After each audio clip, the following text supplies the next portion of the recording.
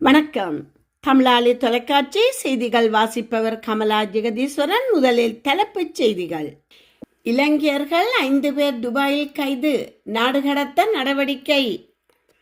Iran முழுவதையும் நாளை கைப்பற்றுவோம், ஈரானின் இறுதி முடிவு. ட்ரம்ப் அதிரடி. ஈரானை மிரள வைத்த அதிரடி நடவடிக்கை. மிகப்பெரிய பெட்ரோலிய ரசாயன ஆலையை அழித்த இஸ்ரேல். பள்ளத்தில் விழுந்த வேனில் உயிருக்கு போராடிய குடும்பம், உயிரை பணயம் வைத்து காப்பாற்றிய சிறுவன்.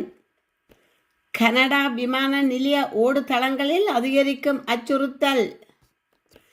ட்ரம்பின் எச்சரிக்கை ஒரு மாயை, ஈரான் கடும் பதிலடி. ஈரானை வீழ்த்தும் இரவு நாளையா? ட்ரம்ப் விடுத்துள்ள கடும் எச்சரிக்கை. டொரண்டோ மாநகராட்சியில் வெளிநாட்டு கொடிகளை ஏற்ற தடை. சாம்சங் போன் பயன்படுத்துபவரா நீங்கள்? இது உங்களுக்கான முக்கிய தகவல்.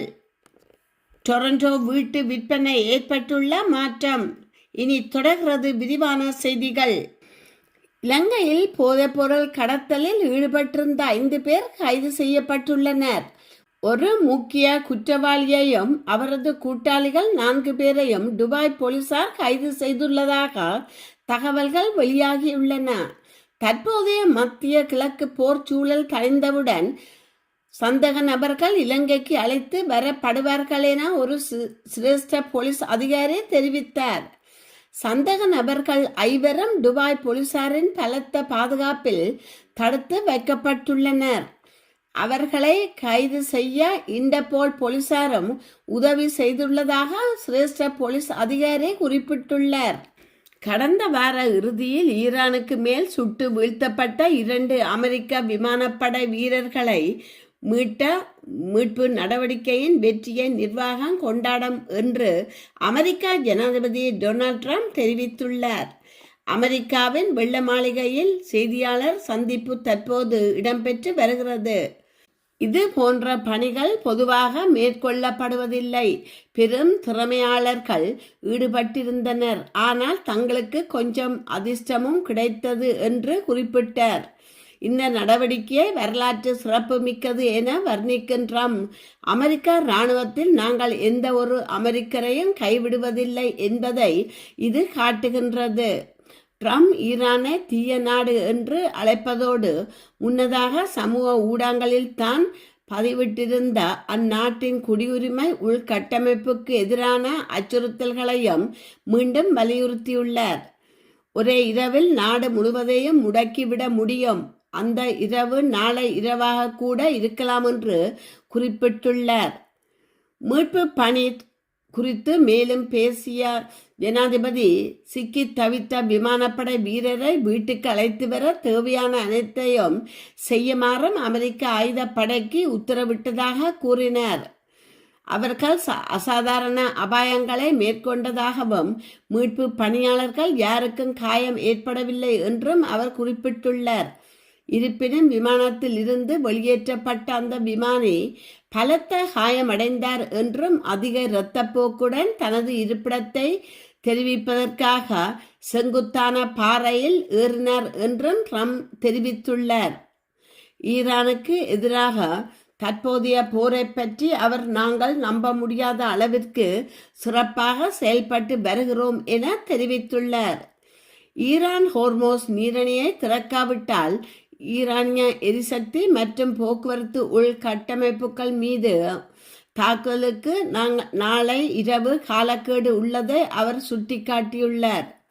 முதல் விமானி மீட்கப்பட்ட சில நாட்களுக்கு பிறகும் ஈரானில் சிக்கியிருந்த 2வது அமெரிக்கா விமானியை மீட்கும் பணியில் 4 குண்டுவீச்சு விமானங்கள், 64 போர் விமானங்கள், 48 எரிபொருள் நிரப்பும் டேங்கர்கள், 13 மீட்பு விமானங்கள் மற்றும் பலவற்றை உள்ளடக்கிய 155 விமானங்கள் ஈடுபட்டதாக ட்ரம்ப் குறிப்பிட்டுள்ளார்.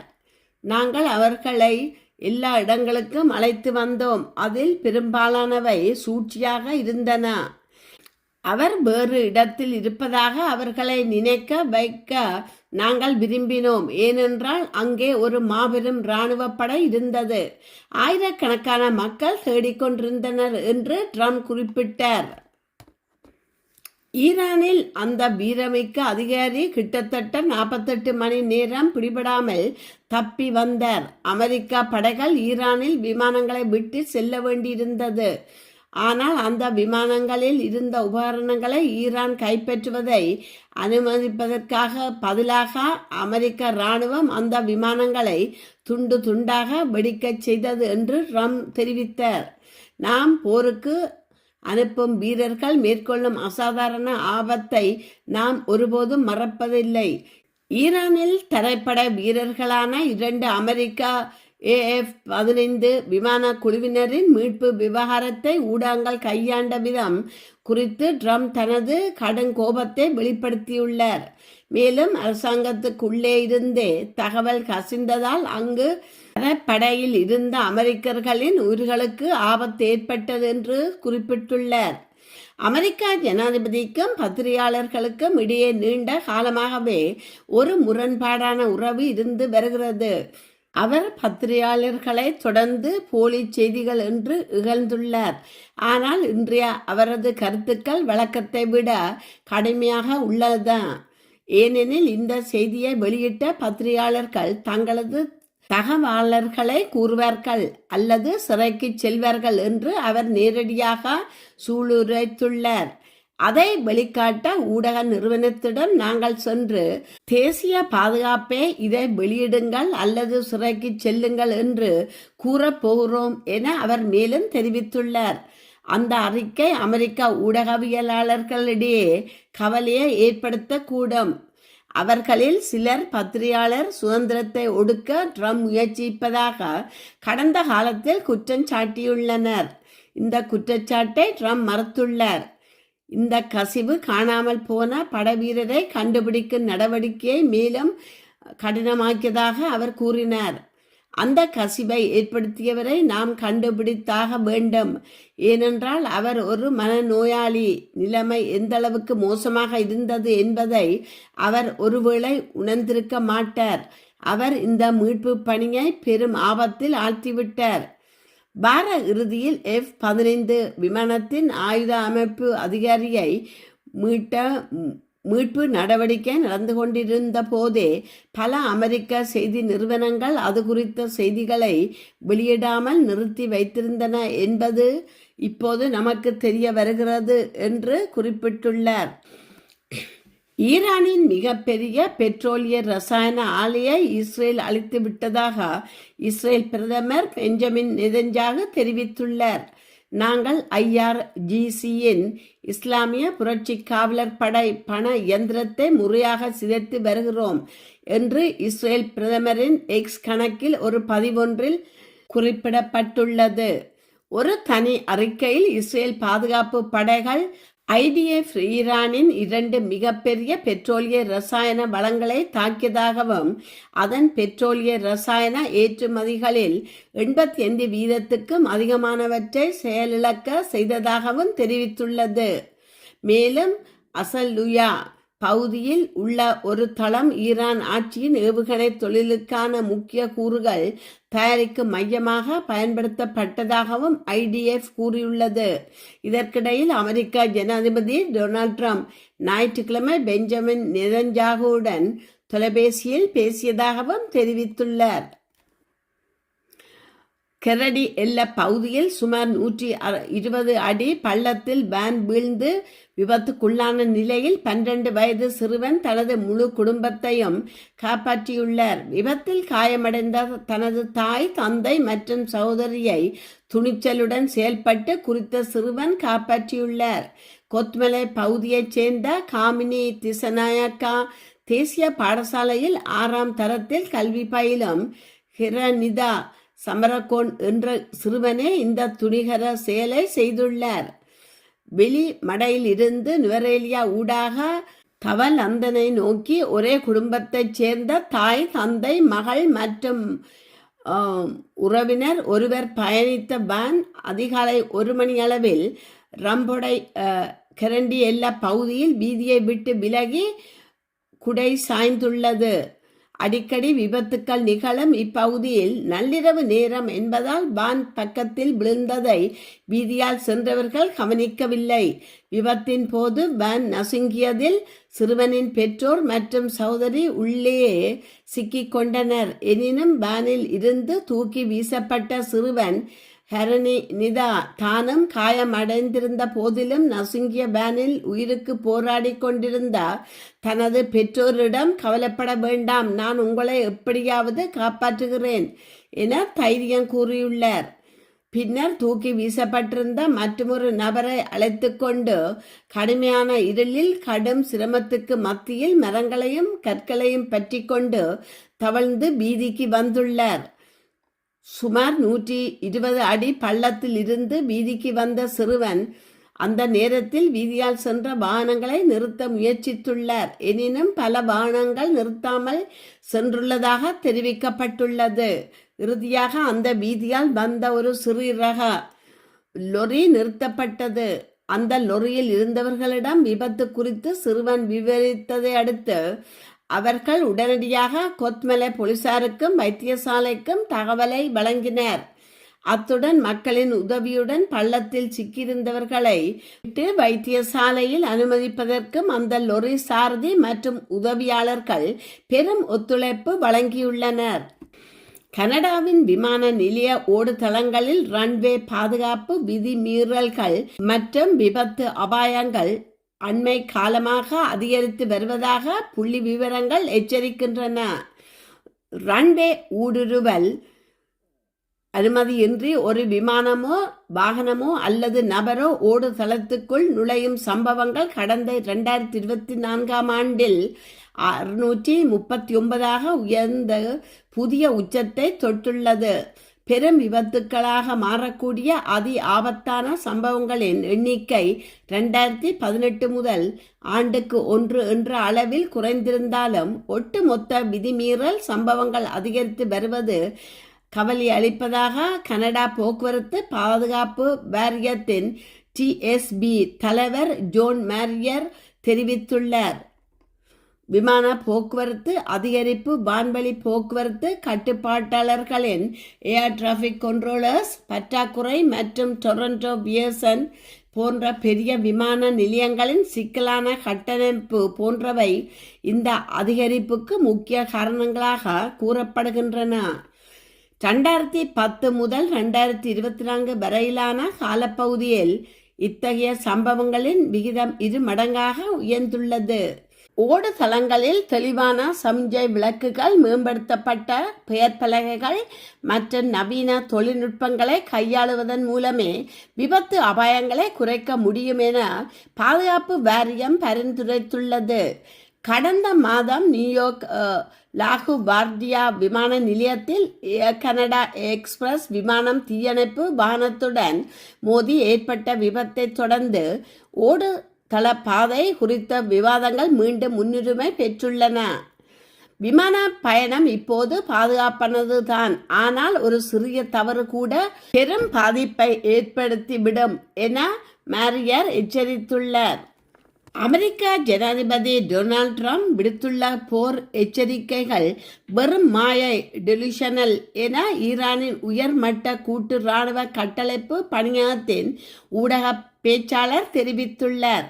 ஈரானிய அரச ஊடகங்கள் வெளியிட்டுள்ள செய்தியின்படி காதம் அல் அன்பியா மத்திய தலைமையகத்தின் ஊடக பேச்சாளர் இது குறித்து விசேட அறிக்கை ஒன்றை வெளியிட்டுள்ளார். அதில் அவர் குறிப்பிட்டுள்ளதாவது, அமெரிக்கா ஜனாதிபதியின் இந்த அச்சுறுத்தல்கள் பிராந்தியத்தில் அமெரிக்கா சந்தித்துள்ள அவமானம் மற்றும் இழிவை ஈடு செய்ய போவதில்லை என தெரிவித்துள்ளார். ஈரான் மீதான அமெரிக்காவின் தாக்குதல்கள் வேகம் அதிகரிக்கப்பட்டுள்ளதாகவும் மின் உற்பத்தி நிலையங்கள் மற்றும் பாலங்களை இலக்கு வைக்க போவதாகவும் ட்ரம்ப் நிர்வாகம் எச்சரித்திருந்த நிலையிலேயே ஈரான் தரப்பிலிருந்து இந்த தீர்மானமிக்க பதில் வெளியாகியுள்ளது. ஈரான் உடனான போர் தீவிரமடைந்துள்ள நிலையில் ஈரானை ஒரே இரவில் வீழ்த்திவிட முடியும் என்றும் அந்த இரவு நாளைய இரவாக கூட இருக்கலாம் என்றும் அமெரிக்க ஜனாதிபதி டொனால்ட் ட்ரம்ப் மிக கடுமையான எச்சரிக்கையை விடுத்துள்ளார். வெள்ளை மாளிகையில் இன்று நடைபெற்ற விசேட செய்தியாளர் சந்திப்பின் போதே ஜனாதிபதி ட்ரம்ப் இந்த அதிரடி கருத்தை வெளியிட்டுள்ளார். ஈரானின் இராணுவ பலம் மற்றும் அதன் உட்கட்டமைப்புகளை மிக குறுகிய காலத்தில் செயலிழக்க செய்யும் வல்லமை அமெரிக்காவிடம் உள்ளதாக அவர் இதன்போது சுட்டிக்காட்டினார். ஈரானின் அணுசக்தி மற்றும் எரிசக்தி நிலையங்கள் மீது ஏற்கனவே தாக்குதல் அச்சுறுத்தல்கள் விடுக்கப்பட்டுள்ள நிலையில் ட்ரம்பின் இந்த ஒரே இரவு எச்சரிக்கை போரின் தீவிரத்தை அடுத்த கட்டத்திற்கு கொண்டு சென்றுள்ளது. அந்த இரவு நாளைய இரவாக இருக்கலாம் என்று அவர் குறிப்பிட்டிருப்பது எந்த நேரத்திலும் ஒரு பாரிய தரைவழி அல்லது வான்வழி தாக்குதல் நடத்தப்படலாம் என்று அச்சத்தை ஏற்படுத்தியுள்ளது. வளைகுடா பிராந்தியத்தில் ஏற்கனவே போர் மேகங்கள் சூழ்ந்துள்ள நிலையில் அமெரிக்காவின் இந்த வெளிப்படையான எச்சரிக்கை சர்வதேச ராஜதந்திர வட்டாரங்களில் பெரும் பரபரப்பை ஏற்படுத்தியுள்ளது. ஜனாதிபதி ட்ரம்பின் இந்த கருத்துக்கு ஈரான் இதுவரை அதிகாரப்பூர்வமாக பதிலளிக்கவில்லை என்றாலும் வளைகுடா பகுதியில் பதிலடி நடவடிக்கைகளில் ஈடுபடப் போவதாக தெஹ்ரான் ஏற்கனவே எச்சரித்துள்ளது. இந்த நிலையில் அமெரிக்கா மற்றும் இஸ்ரேலின் கூட்டு தாக்குதல்களுக்கு எதிராக ஈரான் தனது வான் பாதுகாப்பை பலப்படுத்தியுள்ளது. நாளை செவ்வாய்க்கிழமை இரவுடன் ட்ரம்ப் விதித்துள்ள புதிய காலக்கெடு முடிவடைய உள்ளமை குறிப்பிடத்தக்கது. டொரண்டோ மாநகராட்சி மற்றும் அதன் கிளை அலுவலகங்களில் இனி வெளிநாட்டு கொடிகளை ஏற்றுவதற்கு தடை விதிக்கப்பட்டுள்ளது. கடந்த வியாழக்கிழமை நடைபெற்ற மாநகர சபை கூட்டத்தில் ஒரே நாடு ஒரே கொடி கனடிய கொடியை கொண்டாடுவோம், one country one flag celebrating த கனடியன் ஃபிளாக் என்ற பெயரில் முன்மொழியப்பட்ட தீர்மானம் வாக்கெடுப்பு மூலம் நிறைவேற்றப்பட்டது. இதன்படி எதிர்வரும் டிசம்பர் 1 முதல் மாநகராட்சி வளாகங்களில் உள்ள சிறப்பு கொடி கம்பங்களில் கோர்டிசி பிளாக் போல்ஸ் புற நாடுகளின் கொடியை பறக்கவிடும் வழக்கம் முடிவுக்கு வருகிறது. மாநகராட்சி உறுப்பினர்கள் ஜான் பன்சைண்ட் இந்த தீர்மானத்தை கொண்டு வந்தார். கொடி என்பது மக்களை ஒன்றிணைக்கும் அடையாளமாக இருக்க வேண்டுமே தவிர பிரிவினையை தூண்டும் மைய புள்ளியாக இருக்கக்கூடாது என்று அவர் வாதிட்டார். குறிப்பாக சில நாடுகளின் கொடி ஏற்றும் நிகழ்வின் போது ஏற்படும் மோதல்களை தவிர்க்க காவல்துறையினர் குவிக்கப்படுவதை சுட்டிக்காட்டிய அவர் மாநகராட்சி வளாகம் இத்தகைய அரசியல் விவாதங்களுக்கான இடமல்ல என்று குறிப்பிட்டுள்ளார். இறுதியில் 19-7 என்ற வாக்கு வித்தியாசத்தில் இந்த தீர்மானம் நிறைவேற்றப்பட்டது. மேயர் ஒலிவியா சவ் உள்ளிட்ட பல உறுப்பினர்கள் இதற்கு ஆதரவாக வாக்களித்தனர். அதே சமயம் மாமன்ற உறுப்பினர்கள் லில்லி செங், நிக் மண்டலஸ் மற்றும் ஜாமல் மியர்ஸ் ஆகியோர் இந்த முடிவுக்கு கடும் எதிர்ப்பை தெரிவித்தனர். உலகின் மிகச்சிறந்த பன்முகத்தன்மை கொண்ட நகரமான டொரண்டோவில் புலம்பெயர்ந்து வாழும் சுமார் 160 நாடுகளைச் சேர்ந்த மக்களின் அடையாளத்தை இந்த முடிவு பாதிக்கும் என்று அவர்கள் கவலை வெளியிட்டுள்ளனர்.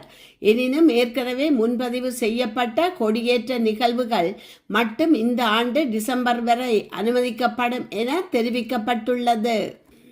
நீங்கள் சாம்சங் கேலக்ஸி ஸ்மார்ட் போன் பயன்படுத்துவர் என்றால் உங்கள் போனில் உள்ள குறுஞ்செய்தி SMS செயலியில் ஒரு பெரிய மாற்றம் வரப்போகிறது. சாம்சங் நிறுவனம் தனது சொந்த மெசேஜிங் செயலியான சாம்சங் மெசேஜை சேவையை நிறுத்தப் போவதாக அதிகாரப்பூர்வமாக அறிவித்துள்ளது. ஆண்ட்ராய்டு பயனாளர்களுக்கு ஒரே மாதிரியான மற்றும் மேம்பட்ட அனுபவத்தை வழங்கும் நோக்கில் சாம்சங் தனது பயனாளர்களை கூகுள் மெசேஜ் செயலிக்கு மாறும்படி கொண்டுள்ளது. வரும் ஜூலை மாதத்துடன் சாம்சங் மெசேஜ் செயலி அதிகாரப்பூர்வமாக விடைபெறுகிறது. குறிப்பாக சாம்சங் புதிய மாடல்களான கேலக்ஸி 26 வரிசை போன்களில் இனி இந்த செயலியை பதிவிறக்கம் செய்ய முடியாது. சாம்சங் மெசேஜில் இருந்து கூகுள் மெசேஜிற்கு மாறுவதன் மூலம் பயனாளர்களுக்கு பல புதிய வசதிகள் கிடைக்கவுள்ளன. கூகுளின் ஜெமினி செயற்கை நுண்ணறிவு தொழில்நுட்பம் மூலம் உரையாடலின் போதே படங்களை உருவாக்கும் ரீமிக்ஸ் வசதி மற்றும் தானியங்கி பதில் பரிந்துரைகள் ஸ்மார்ட் ரிப்ளைஸ் கிடைக்கும். RCS தொழில்நுட்பம் மூலம் ஆண்ட்ராய்டு மற்றும் ஐபோன் iOS பயனாளர்களுக்கு இடையே உயர்தர புகைப்படங்கள் மற்றும் வீடியோக்களை எளிதாக பகிர முடியும். கூகுளின் நேரடி பாதுகாப்பும் புதிய அப்டேட்டுகளும் உடனுக்குடன் கிடைக்கும். நீங்கள் என்ன செய்ய வேண்டும்? உங்கள் போனில் ஏற்கனவே கூகுள் மெசேஜ் கூகுள் செயலி இல்லையென்றால் பிளே ஸ்டோர் சென்று அதனை பதிவிறக்கம் செய்யலாம். செயலியை திறந்ததும் அதை உங்கள் டிஃபால்ட் மெசேஜிங் ஆப் ஆக மாற்றிக் கொள்ளவும். உங்களிடம் பழைய ஆண்ட்ராய்டு பதிப்புகள் ஆண்ட்ராய்டு 11 அல்லது அதற்கு குறைவானது இருந்தால் இந்த மாற்றம் உங்களை பாதிக்காது. உங்கள் போனில் இந்த சேவை எப்போது நிறுத்தப்படும் என்பதற்கான துல்லியமான திகதியை செயலியின் உள்ளே வரும் அறிவிப்பு நோட்டிபிகேஷன் மூலம் நீங்கள் அறிந்து கொள்ளலாம். சாம்சங் பயனர்கள் இந்த ஜூலை மாதத்துக்குள் தங்களது மெசேஜிங் முகமைக்கு மாறிவிடுவது சிறந்தது. டொரண்டோ பெரும்பாக பகுதியில் கடந்த 6 மாதங்களில் இல்லாத அளவிற்கு முதல் முறையாக வீட்டு விற்பனை மார்ச் மாதத்தில் அதிகரித்துள்ளதாக டொரண்டோ பிராந்திய வீட்டுமனை சங்கம் தெரிவித்துள்ளது. கடந்த மார்ச் மாதத்தில் மொத்தம் 5039 வீடுகள் விற்பனை செய்யப்பட்டுள்ளன. இது கடந்த ஆண்டின் இதே கால பகுதியுடன் ஒப்பிடுகையில் 1.7% வளர்ச்சியாகும். கடந்த செப்டம்பர் மாதத்துக்கு பிறகு பதிவான முதல் விற்பனை உயர்வு இதுவாகும். மேலும் பிப்ரவரி மாதத்துடன் ஒப்பிடுகையில் பருவகால மாற்றங்களுக்கு ஏற்ப விற்பனை 1.4% உயர்ந்துள்ளது. சந்தையின் இந்த முன்னேற்றம் குறித்து கருத்து தெரிவித்த வீட்டு மனை சங்கத்தின் தலைவர் டேனியல் ஸ்டெயின்பெல்ட், சந்தை மீண்டும் சுறுசுறுப்படைவது ஊக்கமளிக்கும் அறிகுறி என்றும் கட்டுப்படியாக கூடிய விலை சூழலை பயன்படுத்தி அதிகமான குடும்பங்கள் வீடு வாங்க முன்வருவதையே இது காட்டுவதாகவும் குறிப்பிட்டுள்ளார். இருப்பினும் வீடுகளின் சராசரி விற்பனை விலை மார்ச் மாதம் 2025 விட 6.7% சரிந்து $1,17,796 பதிவாகி உள்ளது. அதேபோல் ஒரு சாதாரண வீட்டை குறிக்கும் பெஞ்சமார்க் விலையும் ஆண்டு அடிப்படையில் 7.4% குறைந்துள்ளது. சந்தையில் புதிய வீடுகளின் நிரம்பலை பொறுத்தவரை மார்ச் மாதத்தில் 14,442 புதிய வீடுகள் மட்டுமே விற்பனைக்கு வந்துள்ளன. இது கடந்த ஆண்டை விட 16.7% குறைவாகும். ஒட்டு மொத்தமாக சந்தையில் உள்ள வீடுகளின் இருப்பு 8% குறைந்தது. தற்போது 21,596 வீடுகள் விற்பனைக்கு தயாராக உள்ளதாக தெரிவிக்கப்பட்டுள்ளது. டொரண்டோ பெரும்பாக பகுதியில் கடந்த 6 மாதங்களில் இல்லாத அளவிற்கு முதல் முறையாக வீட்டு விற்பனை மார்ச் மாதத்தில் அதிகரித்துள்ளதாக டொரண்டோ பிராந்திய வீட்டுமனை சங்கம் தெரிவித்துள்ளது. கடந்த மார்ச் மாதத்தில் மொத்தம் 5039 வீடுகள் விற்பனை செய்யப்பட்டுள்ளன. இது கடந்த ஆண்டின் இதே கால பகுதியுடன் ஒப்பிடுகையில் 1.7% வளர்ச்சியாகும். கடந்த செப்டம்பர் மாதத்துக்கு பிறகு பதிவான முதல் விற்பனை உயர்வு இதுவாகும்.